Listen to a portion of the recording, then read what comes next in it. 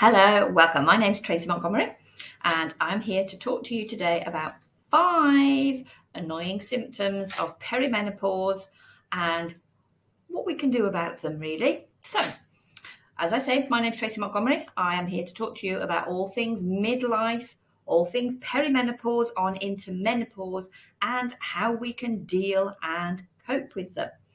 So what I would like you to do is stay to the end to get all 5, because the 5th one might be the one that you're experiencing. And if you like what you're seeing, if you would subscribe and hit that bell below. So 5 symptoms that are annoying and that we know we can do something about them.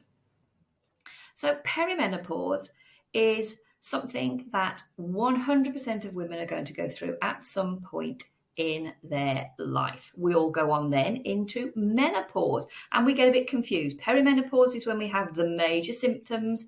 On into menopause is when we've gone past the major symptoms. And some of us can experience quite debilitating symptoms. So let's talk about symptom 1. Hot flushes or hot flashes, depending on where you are in the world, depends on what you call them. Is it a hot flush? Is it a hot flash? Whatever it is, it's downright irritating and it can come on through no apparent reason. Most experience them at night, which is why we end up sleeping with windows open, light clothing, many layers so that we can strip the layers off as we get hot. But they can occur at any time during the day. So here are a few suggestions for coping with, dealing with, and understanding what is going on. This is a hormonal imbalance. Our perimenopause is when our hormones are changing and they're not working as they used to. We are no longer needed to reproduce. We've got a bit past that stage, as they say. Listen to my language, you've got past it. We're going through a change. We don't always emphasize how debilitating the actual transition can be. We talk about teens, we talk about puberty and how unsettling puberty can be for youngsters. We talk about during pregnancy when you end up with baby brain, but we don't talk about the perimenopause and menopause. It's just like, yes, the change. But it can be quite frustrating and quite life-changing for some. So our hot flushes, our hot flashes can come on at any time. So, suggestions. 1, nighttime. Have lots of layers ready so that you can take them up, because inevitably what is going to happen, you will have your hot moment and you will be burning up and you will be sweating. So have ready, change bedding if necessary, some people do, or have lots of layers, because after you've gone through your quick flash, you're likely to be freezing cold. Also, I would suggest that you take a change of clothing with you if you're having this symptom, depending on what you're doing for the day. So if you are managing to work through this and you need to be in a certain type of attire, take a change of clothes with you just in case. Carry that extra wipes so that you can mop things up. Make sure you've got your mascara, a little bit of makeup for a little bit of touch up if that's necessary. Just be prepared for the eventuality. So, symptom 2, brain fog. Have you ever, because I've done this, I've met somebody that my brain knows I know. I've met somebody that I'm having a conversation with. I can put the context together. Can I remember their name? Can I remember where I know them? Not at that particular time, and they're talking to me as if they know me quite well. A week later, that was... Have you ever done that? Yeah, it's normal.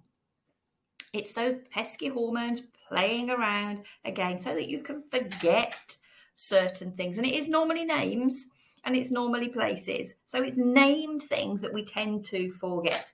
So Don't sweat it. Just talked about hot flashes. Don't sweat it. It happens. If you can remember the context, just to be polite, if you want to be polite, you don't have to be polite. You can turn around and say, who the heck are you? Depends on your personality, but it's normal. Don't worry about it. You will remember who they are at a later date. Might be an inconvenient later date, but you will remember who they are. 3, unwanted hair growth.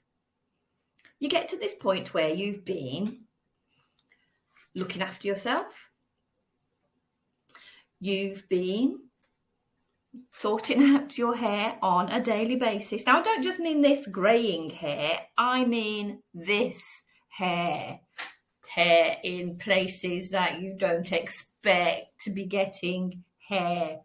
And it can be quite upsetting.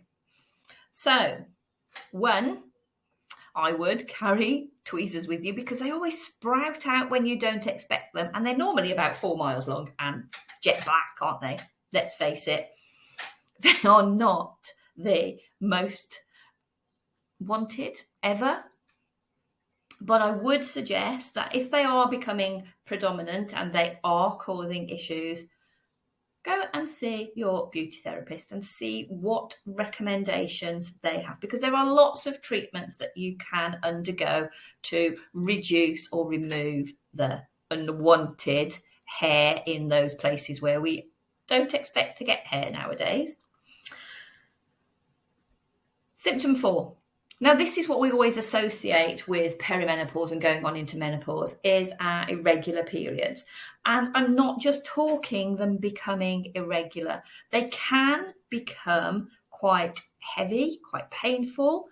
If you're noticing that they are disturbing too much, then it is time to talk to a health professional to see what other treatments you can get. And there are lots around. There are natural ones. I'll put a link below to a site that has natural remedies, but you might need some extra support there if the natural ones don't have an effect. And number 5, mood changes. The flux of hormones, as with teens, can cause mood swings and mood changes. We're not so much with the quick mood swings that happen in the teenage. We're talking things like anxiety, low self-esteem, confidence. Confidence can take a walk out of that window and it might not come back for some time. So there are strategies that you can use to help support you. If any of these have been useful, click the link below, subscribe to my channel and ping that bell so you get notified when I get left. When I get left, see?